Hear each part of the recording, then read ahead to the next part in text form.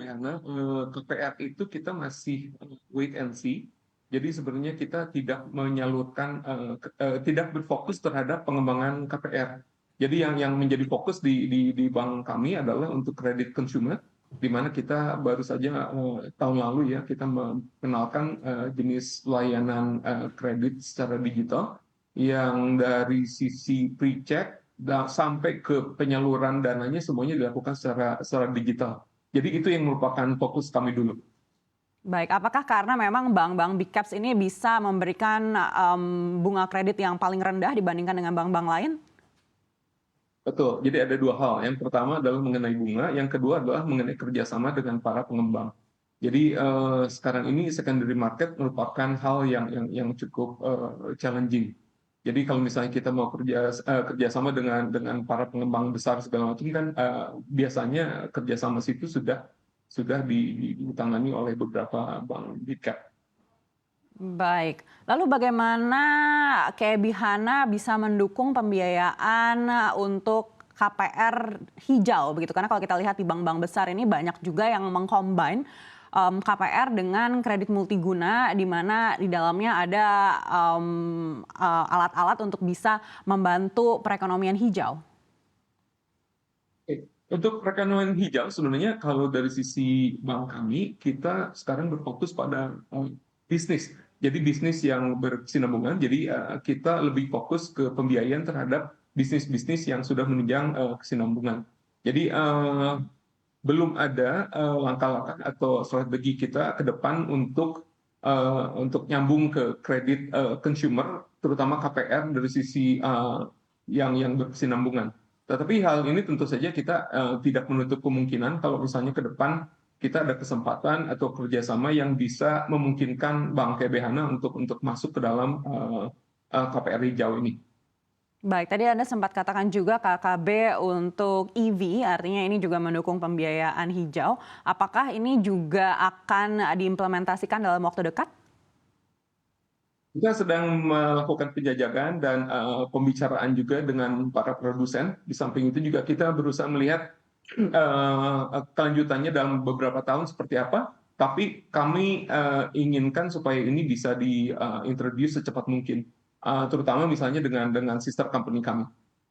Baik, bagaimana dengan demand-nya? Apakah sudah terlihat cukup signifikan di Bank Hana?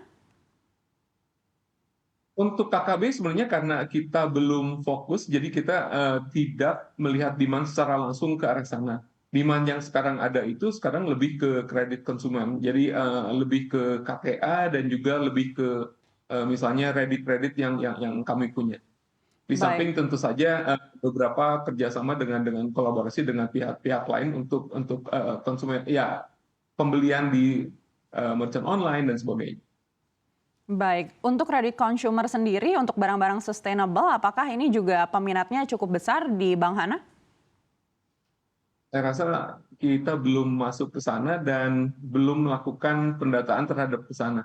Karena yang kebanyakan sekarang kan lebih ke barang-barang umum ya, penggunaan sehari-hari. Baik, tapi apakah Bank Hana siap untuk mungkin mendukung lebih besar lagi untuk pembiayaan terhadap barang-barang konsumsi yang sustainable?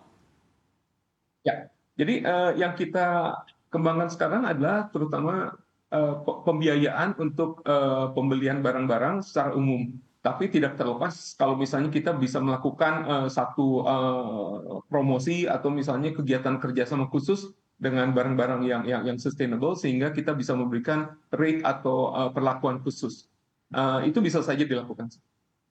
Baik, kita beralih terhadap bisnis wealth management. Apakah juga sudah terlihat ada permintaan yang cukup signifikan di Hana Bank? Oke, jadi wealth management di KB Hana itu merupakan suatu bisnis yang kita lihat akan terus berkembang dan kita melakukan beberapa approach terhadap pengembangan bisnis tersebut. Seperti yang diketahui, biasanya nasabah itu terbagi atas menjadi dua bagian besar. Yang pertama adalah nasabah-nasabah yang harus melakukannya bertemu muka, baik dengan RM ataupun dengan spesialis, di mana pembelian itu dipandu oleh orang dan juga dilakukan secara manual.